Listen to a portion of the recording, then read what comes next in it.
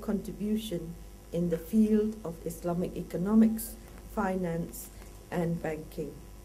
Dr. Abbas started his academic career in 1968 with the University of Alabama in the United States as a professor of economics, and later also at the Florida Institute of Technology. In 1984, he joined the IMF, the International Monetary Fund, in Washington, D.C. as an economist before serving as the organization's executive director and dean of its executive board.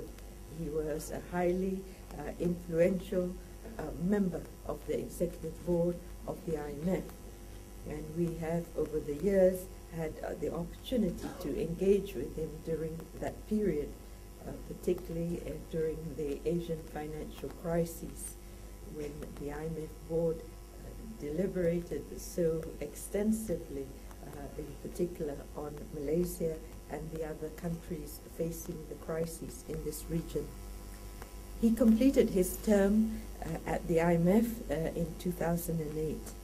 Dr. Abbas is also the recipient of several awards from several governments and also from the Islamic Development Bank, where he received the annual prize for the research in Islamic economics in recognition of his service in advancing the knowledge in Islamic finance. He has published books, papers, research articles on a wide range of areas, including microeconomic theory, mathematical economics, and Islamic economics.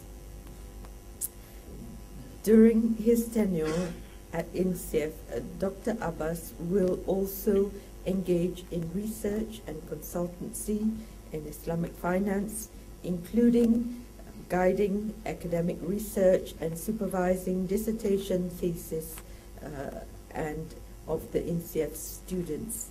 He will also present lectures abroad organized by INCEIF as part of the efforts to strengthen our strategic international alliances that have been established with INCEIF from other centers of learning in other parts of the world. His appointment as the inaugural holder of the INCEIF chair in Islamic finance would certainly give INCEIF the opportunity to raise its capacity to become a world-class learning institution dedicated to Islamic finance. Dr. Abbas has his valuable knowledge and insights and his extensive experience both in academia and at the IMF will benefit and enhance the knowledge and expertise not only of the INCEIF graduates but also the academia and financial community, meaning the practitioners in the industry of Islamic finance. Since its establishment in 2006, INCEIF has grown from strength to strength and has been recording a steady increase in the number of students for its 3 flagship programs: the Chartered Islamic Finance Professional, or CIFP as it's now known, the Masters in Islamic Finance and PhD in Islamic Finance. And we're really very pleased that the first batch of the CIFP graduates received their scrolls just a year ago in February of 2009, and all 32 that graduated have gained employment, or some of them are continuing their studies further. This year, INCEIF will see the first batch of Masters in Islamic Finance graduate, and next year we will see the first group of students to graduate from the PhD program. This is indeed a significant milestone for INCEIF that is achieved in such a short period of time. Ladies and gentlemen, as the Chancellor of INCEIF, it is my hope that the setting up of this INCEIF Chair of Islamic Finance will contribute to the development of expertise of the academic faculty and students at INCEIF, in addition to expanding further the understanding of Islamic finance by the financial community. It is my great pleasure now, and please join me in welcoming Dr. Abbas Mirakhor to deliver his lecture. Thank you.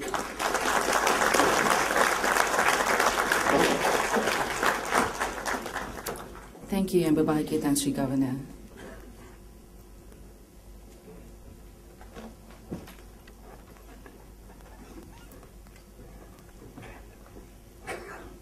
Bismillah wa billah wa fi sabilillah wa ala millati Rasulillah sallallahu alayhi wa alihi wa sallam. Dear Chancery Governor Dr. Zaki Akhtar Aziz,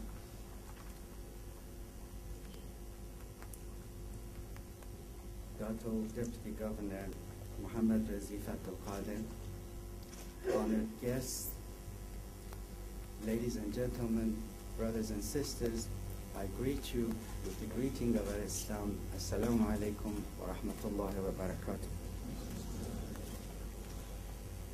Thank you, Governor, for that warm and generous introduction.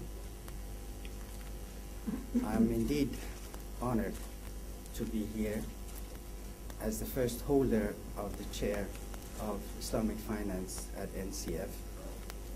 And for that, I thank the INCEIF Board of Directors, in particular the Chairman of the Board, Chancery Governor. I thank the Chairman of the Governing Council, Dr. Rosalie Muhammad Ali, President and Chief Executive, Dr. Agil, Chief Academic Officer and Dean, Dr. Sayyid Uthman Al-Habshi. I also wish to thank my young brother Zamri for going, and his staff for going beyond the call of duty to make my presence here possible. I am really honored to be here also this morning for a conversation regarding the topic, paradigm change in shaping the future of Islamic finance, the role of Malaysia. And that role is a leadership role in my assessment. I don't have a paper and I don't have a PowerPoint presentation, basically because what I'm going to cover is really tentative, and committing to a paper would commit me to the position which needs to be perhaps modified as I learn more about Malaysia. It is about Malaysia's paradigm, and that paradigm is unique and distinct from everything else or every other way of trying to establish Islamic finance. Now, because I don't have a paper and I don't have a PowerPoint, I think it deserves to at least have a summary of what I hope to cover, so that just in case I succeed in putting you to sleep, at least you won't miss the punchline. And here is the punchline. In my younger days, there used to be a phenomenon called vicious circle or vicious cycle. This came out of development economics, and it just simply meant that there were certain important factors that if they got together, they would make the situation bad, and then that bad situation would become worse and worse as time went on. After the recent crisis, it was given a different name. It was called perfect storm. Naturally, as a result of the crisis, this is really a perfect bad storm. Now, this perfect bad storm, that is the vicious circle or vicious cycle, had a sister called virtuous circle in the old days.